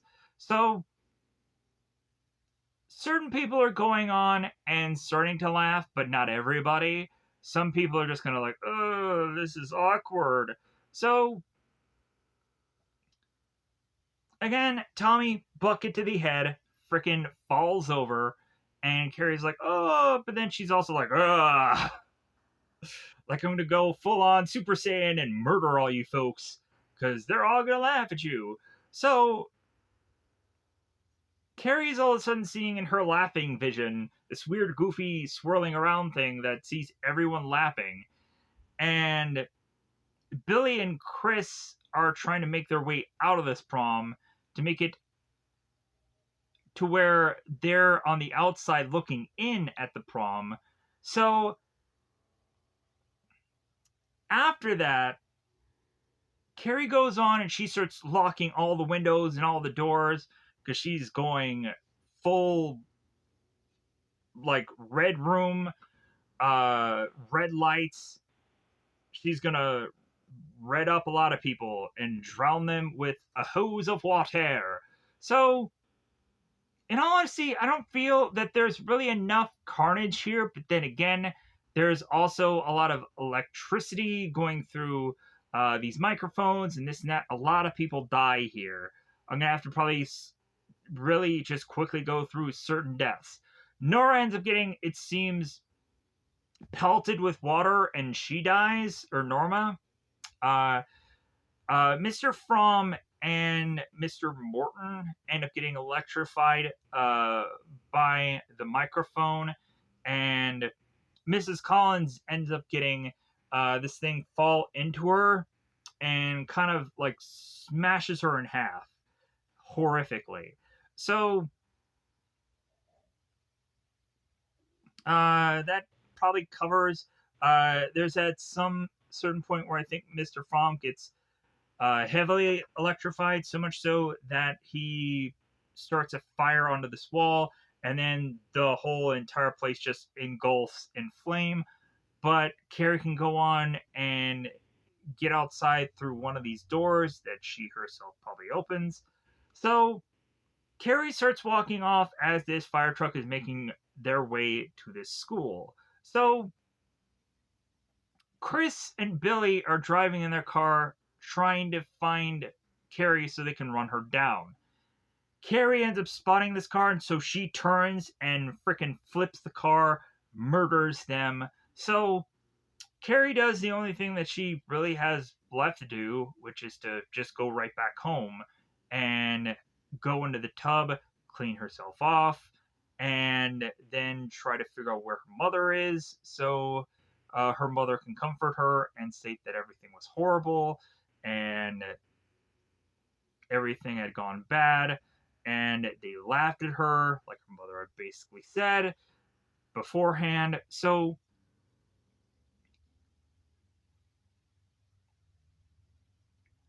we finally have Margaret's mother that confesses to Carrie about how she should not have gone on and had uh, her father put it in her. Uh,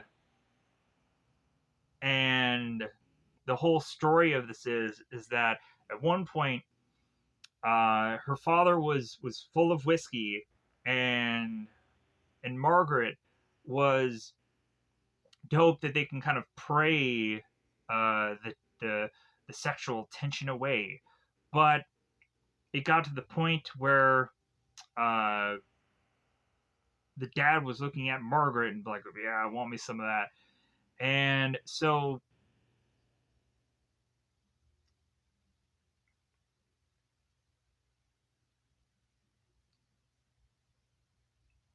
because supposedly they were waiting till marriage and they were waiting this, that. She has this whole really good story that is to just be.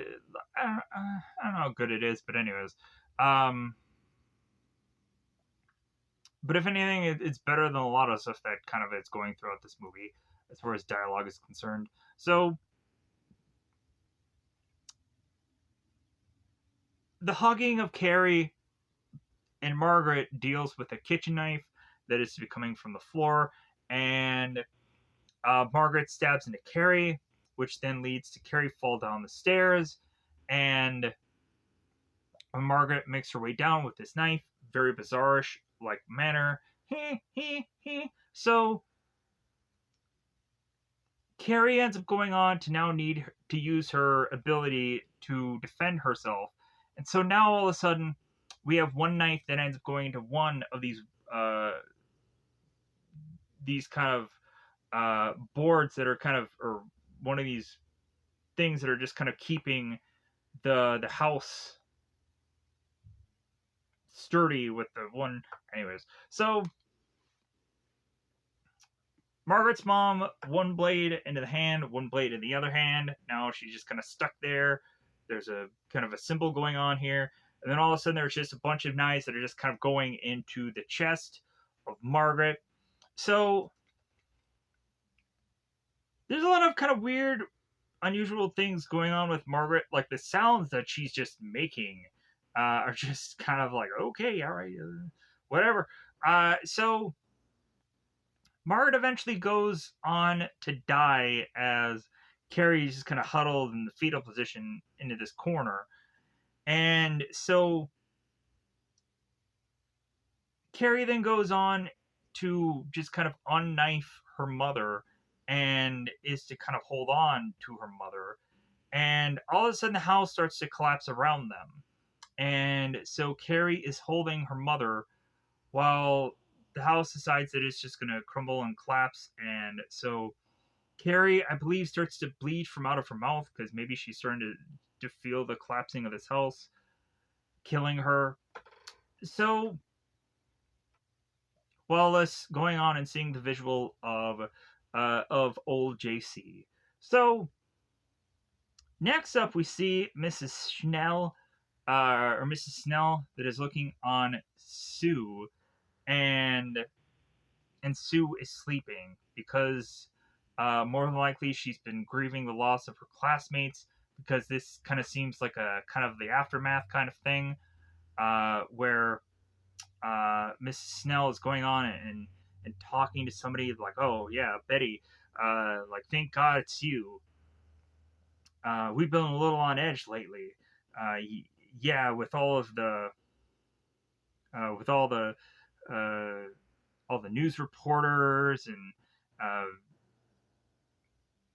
and really just this Dr. Schneider that said that that she should be resting and this and that. So we have Sue that goes on to make her way to the Carrie house that seems to just be dirt, and there is to be a sign that it seems to say for sale, but instead it says Carrie White burns in hell.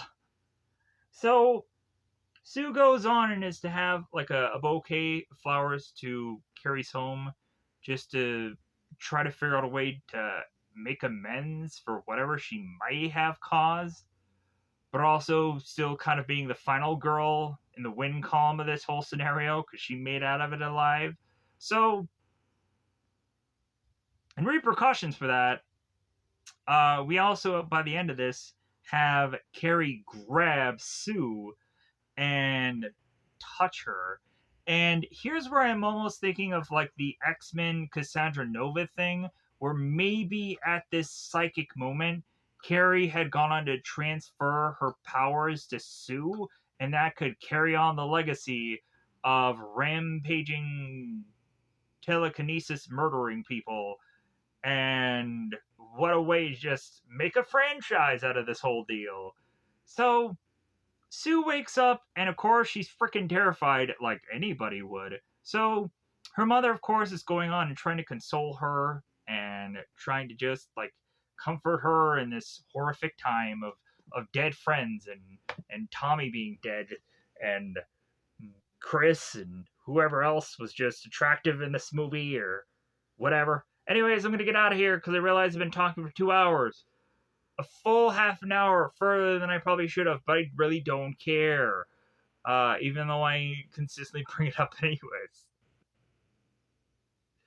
I had fun. I'm freaking exhausted. I'm freaking tired, but at least I had some kind of fun with talking about this film in a very bizarre manner. This movie, I think, was probably the most hard to figure out the best ways to not just seem very uh like how am I going to talk about this in a way of which that is to make me not seem so one-sided of things or this or that. Like I really had to go on and try to like choose my words wisely before like talking about like the first like beginning parts of this review, because really I could have gone on and been full on dark side and just been like, yeah, like I like how she murdered all the people that uh that were treating her poorly, because really like it was just never going to end, that they weren't going to treat her like, even in her technical grave they were still treating her like garbage. And all the more reason to have had Carrie, who was to have gone on and just uh full on just did what she did. But then also there is not a complete justification for what she did. Like, I'm trying so much so to just be like, killing, yeah, but then also because there are those whole like real life events that are also just like, yeah, maybe I should be really rethinking what I'm also saying throughout this whole entire thing. Uh, because uh trying to really just figure out the perfect way of uh of playing it out in my head, both camps here, both things where people are to probably say that this is the worst movie that they've ever seen, which I would also recommend you seeing The Omen if you say that. uh Damien, this is for you. How about it's not for you, Damien? No. uh um I'm sure there are worse films. But if anyways, I think that this is great just because uh, it's iconic. If anything, if you probably are to talk about Stephen King movies, this one probably does come up somewhere within probably the top 10 of books that had gone on to be movies, logically. Because eventually you'd just be like, well, what is the Stephen King movies that stand out? And I don't think they're gonna immediately go to like The Dark Tower, or you're gonna go into possibly like Maximum Overdrive or something or whatever. You're probably gonna go on and talk about Carrie right away, or Christine, or probably not even The Dark Half, which I actually did like. Uh, Not to say all the other, like, you'll probably talk about It. But anyways, I'm gonna get the It out of here because I've already been talking far too long. Bye, everybody. Bye, everybody.